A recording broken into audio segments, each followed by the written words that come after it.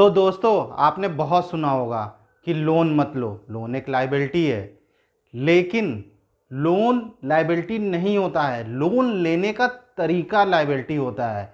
यानी आपको वो तरीका सीखना पड़ेगा जिसके ज़रिए लोन एक लायबिलिटी नहीं होता है बल्कि प्रॉफिट का सौदा होता है। जैसे कुछ लोग क्या करते हैं कि लोन लेकर के छुट्टियां बिताने चले जाते हैं। तो छुट्टियां बिताना वो भी लोन लेकर के, ये तो 100% लायबिलिटी है। कुछ लोग व्हीकल लेते हैं, गाड़ियां लेते हैं और घूमते हैं, टहलते हैं, फर्राटा मारते हैं, वो लोग तो इसको लायबिलिटी बना रहे हैं। लेकिन वहीं कुछ लोग ऐसे होते हैं जो लोग मान लीजिए लोन लेकर के उन्होंने फ़ोन खरीदा है, तो कुछ लोग कहेंगे फ़ोन तो भाई लायबिलिटी है। लेकिन यदि वो फ़ोन से पैसे कमा रहा है, यानी वो वीडियोस बना रहा है, यूट्यूब पे एक चैनल बना लिया है और वहाँ से वो पैसे कमा रहा है, तो वह लोन एक एसेट है। इसी तरीके से कोई अगर लोन लेकर के व्हीकल लेता है और उससे वो ट्रांसपोर्ट का काम करता है और वहाँ से पैसा अर्न करता है, तो वो जो व्हीकल है वो उसके लिए एक एसेट है। इसी तरीके कोई लोन लेकर के कैलकुलेटेड तरीके से वहाँ पर इंटरेस्ट कमाता है या कोई बिजनेस में पैसा इन्वेस्ट करके वहाँ से पैसा कमाता है, तो उस लोन को हम लायबिलिटी नहीं कहेंगे, उस लोन को एक गुड लोन माना जाएगा। तो इसीलिए आज इस वीडियो में मैं यह बात करने वाला हूँ कि किस तरीके से आप लोन ले करके स्मार्टली पैसा कमा सकते हैं और अमीर भी बन सकते हैं। जैसा कि मैं अपने सभी वीडियो पे बिल्कुल फैक्ट पे बिल्कुल सही जानकारी देता हूँ, उसी तरीके से इस वीडियो में भी मैं बिल्कुल सही प्रैक्टिकल जानकारी देने वाला हूँ जो कि आप प्रैक्टिकली कर सकते हो। तो फिर ज़्यादा देरी नहीं करते हैं और इस वीडियो की शुरुआत करते हैं। मैं धर्मेंद्र कुमार आपका स्वागत करता हूं अपने चैनल व्यापार अनलॉक पर। देखिए, अगर यदि आप पहली बार मेरे चैनल पर आए तो चैनल को सब्सक्राइब जरूर कर लीजिएगा, ठीक है, और बेल आइकन को दबा दीजिएगा जिससे आपको बिजनेस और पैसा कमाने से रिलेटेड वीडियो मिलती रहे। तो फिर चलिए इस वीडियो की शुरुआत करते हैं।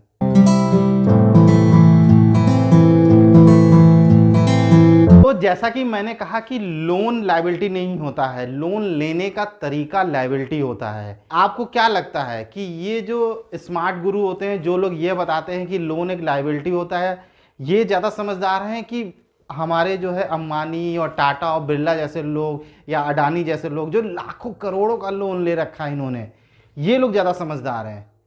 ऑब्वियस सी बात है कि ये टाटा, अंबानी और जो है अडानी, ये लोग ज़्यादा समझदार हैं। ये लोन लेकर के उस पैसे को मल्टीप्लाई करते हैं। इनको यह तरीका पता होता है कि किस तरीके से उस पैसे को मल्टीप्लाई करना है और वहाँ से पैसे कमाने हैं।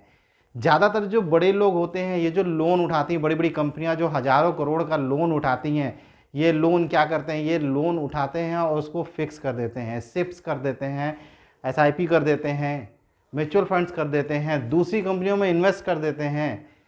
वहाँ से जो पैसे आते हैं उसको री इन्वेस्ट कर देते हैं। यानी जो लोन होता है वो मान लीजिए उन्होंने 12 से 14% पे लिया है, लेकिन जो उससे वो री इन्वेस्ट करके जो पैसा निकालते हैं वो 14% से भी ज़्यादा होता है। 25 से 30% वो उस पैसे से अर्न कर लेते हैं और उस लोन को चुका देते हैं और इसी तरीके से वो अमीर बन जाते हैं। लेकिन आप तो हज़ारों लाखों करोड़ों का तो लोन नहीं ले सकते। आप तो मिडिल क्लास इंसान है जो है, कितने का लोन लेंगे? 10 लाख, 15 लाख, 20 लाख, 25 लाख? तो ठीक है, मैं इसी एरिया के अंदर में एक तरीका बताने वाला हूं जिसके ज़रिए आप जो है लोन लेकर के पैसे कमा सकते हैं और एक लग्जरियस लाइफ भी जी सकते हैं। देखिए, यदि आपने लोन लिया और उससे पैसा नहीं बनाया तो वो लोन किसी काम का नहीं होता है। और सबसे अच्छा तरीका होता है लोन लेकर के पैसा कमाने का, वो होता है रियल इस्टेट में इन्वेस्ट करना। लेकिन इसमें भी इन्वेस्ट करने का एक तरीका होता है। आपने कुछ अर्जी फर्जी चीज़ खरीद ली तो वहाँ से पैसा नहीं निकलने वाला है। तो आपने यहाँ पर क्या करना है कि आपको यहाँ पर लोन ले करके कोई रियल इस्टेट प्रॉपर्टी खरीदनी है, या फिर किसी रियल इस्टेट में इन्वेस्ट करना है, या फिर किसी रियल इस्टेट एसेट को बिल्ड करना है। अब मैं वो बताने वाला हूँ कैसे। मान लीजिए आपने जो है करीब 25 या 30 लाख का लोन ले लिया है, तो आपको यहाँ पर क्या करना है, आपको सबसे पहले कोई एक रियल एस्टेट प्रॉपर्टी जो है ढूंढनी है। अब रियल एस्टेट प्रॉपर्टी का मतलब होता है, लोग ज़्यादातर लैंड की तलाश करने लगते हैं, कोई लैंड ले लेते हैं, कोई घर ले लेते हैं, पर ऐसा नहीं है। आपने यहाँ पर क्या करना है, आपको किसी तरीके की शॉप ढूंढनी है, यानी कमर्शियल प्रॉपर्टी। वो भी शॉप, कोशिश करिए वो शॉप होनी चाहिए। चाहे वो कोई मॉल, सिटी मॉल बिल्ड हो रहा हो वहाँ पर ले लीजिए, या कोई बड़ी सिटी के आसपास में कोई कॉम्प्लेक्स तैयार हो रहा हो, वहाँ पे कोई जो है शॉप सेल हो रही हो, यानी किसी तरीके के जो टायर 1 टाइप के जो एरिया होते हैं वहाँ पे अगर कोई बढ़िया लोकेशन पे कोई शॉप बिल्ड हो रही हो और सेल हो रही हो, आप उसको टारगेट करिए, ना कि किसी लैंड को या फिर घर को। मैं वो भी तरीका बताऊंगा कि अगर आपके पास घर है तो वहाँ से भी आप पैसा कैसे निकाल सकते हैं। तो यहाँ पे क्या करना है, आपको एक शॉप जो है सेलेक्ट कर लेनी है। मान लेता हूँ आपने 20 से 25 लाख के आसपास की शॉप जो है सेलेक्ट कर ली है, जो कि बढ़िया एक प्राइम लोकेशन पे है, और 20 से 25 लाख में शॉप बहुत अच्छी जगह मिल जाती है प्राइम लोकेशन पे। ठीक है, तो यहाँ पे क्या होता है कि हम मान लेते हैं उस जो प्रॉपर्टी है उसका जो मतलब कॉस्ट है वो 25 लाख है। एक मैं 25 लाख एक एवरेज लेके चल रहा हूँ कि 25 लाख की उसकी कॉस्ट है। 10% तो आपको वहाँ पे डाउन पेमेंट करनी पड़ेगी, और मैं मान लेता हूँ कि आपने 20 लाख का वहाँ पर लोन करा लिया है, और जिसकी जो महीने की किस्त लगभग लगभग आराम से जो है 15,000 के आसपास तो बननी है, या उससे थोड़ी सी ऊपर नीचे हो सकती है। आप इसलिए ये होता है क्योंकि आपने जो शॉप लोन लिया है तो जाहिर सी बात है वो होम लोन में आएगा, और ये तकरीबन आपने 15 से 20 साल का कराया ही होगा। आपने अगर इससे लंबा करा दोगे तो ईएमआई और कम हो जाएगी। तो अभी यहाँ पे क्या करना है, अभी आपने शॉप ले ली है। देखिए शॉप जो होता है ना, वो शॉप की वैल्यू बहुत तेज़ी से इंक्रीज़ होती है। वो मतलब आपके घर की वैल्यू इतनी तेज़ी से नहीं इंक्रीज़ होगी, यानी आपने जिस लोकेशन पे अगर शॉप ले रखी है और वहाँ पर डेवलपमेंट थोड़ा सा तेज़ हो गया तो उस शॉप का जो वैल्यू है बहुत तेज़ी से बढ़ती है, बहुत तेज़ी से बढ़ती है। तो आपने क्या करना है, सबसे पहले तो उस शॉप को जो है रेंट आउट कर देना है, यानी रेंट पे उठा देना है। देखिए अगर आप 25 लाख की कोई शॉप या कमर्शियल प्रॉपर्टी ले रहे हैं बनी बनाई और उसको रेंट पे उठाएंगे तो यकीन मानिए 25,000 से कम का किराया नहीं आएगा, उससे ऊपर ही आएगा, उससे कम का नहीं किराया आएगा। मैं मान लेता हूँ कि आपको 20,000 रुपये किराया मिल रहा है, 5,000 मैं कम ही मानता हूँ, मैं मानता हूँ 20,000 रुपये किराया मिल रहा है। या मैं कह ले रहा हूँ कि आपकी 15,000 की ईएमआई है और आपको 15,000 रुपये का ही किराया मिल रहा है जितनी आपकी ईएमआई है। तो अब आप कहेंगे कि 15,000 रुपये मुझे किराया मिल रहा है, उससे यहाँ पर बेनिफिट क्या होने वाला है। मैंने तो जो है मतलब अपना शॉप में पैसा भी लगा दिया और जो पैसा मिल रहा है वो मैं ईएमआई में दे रहा हूँ, मुझे महीने की तो कोई अर्निंग नहीं हो रही है। जी हाँ, आपको शुरुआती महीनों में कोई अर्निंग नहीं होने वाली है, लेकिन मैंने अभी जो बोला था कि जो शॉप होती है या जो कमर्शियल प्रॉपर्टी होती है उसकी वैल्यू बहुत तेज़ी से बढ़ती है। यानी 1 साल बाद अगर आपने थोड़े से वैसे एरिया में लिया है जो डेवलपिंग स्टेज में है तो 1 साल बाद वो थोड़ा और डेवलप्ड हो जाएगा। जब वो और डेवलप्ड हो जाएगा तो शॉप क्या होती है, शॉप में हमेशा जो रेंट होता है वो 1 साल बाद जो है 10% बढ़ ही जाता है। तो 1 साल बाद आपकी जो शॉप का किराया है वो 15,000 नहीं रहेगा, शॉप्स में हमेशा 10% का इंक्रीमेंट होता ही होता है। यानी जो अगले साल जो किराया होगा वह जो है लगभग लगभग आपका 2,000 रुपये, कम से कम 2,000 रुपये बढ़ ही जाना है। तो आपका किराया कितना मिलने वाला है, 17,000, और ईएमआई अभी कितनी दे रहे हो, 15,000।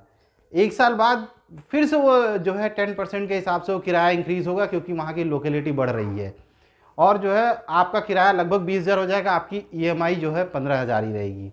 लेकिन आप कहोगे क्या सर 2-2 3-3 हज़ार रुपये का जो है हर महीने बढ़ रहा है। तो आपने क्या करना है, यहाँ जो 2-2 3-3 हज़ार रुपये बढ़ रहे हैं आपके, वो आपको खर्च नहीं करने हैं। सबसे पहली चीज़ तो ये, अगर आपने उसको खर्च कर दिया तो आप यहाँ पर सब आपने गुड़ गोबर कर दिया।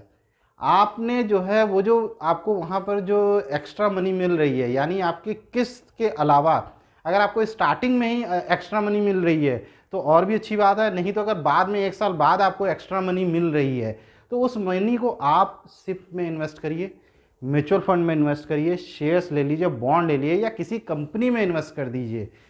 आपने उसको इन्वेस्ट ही करना है, आपने उसको खाना नहीं है।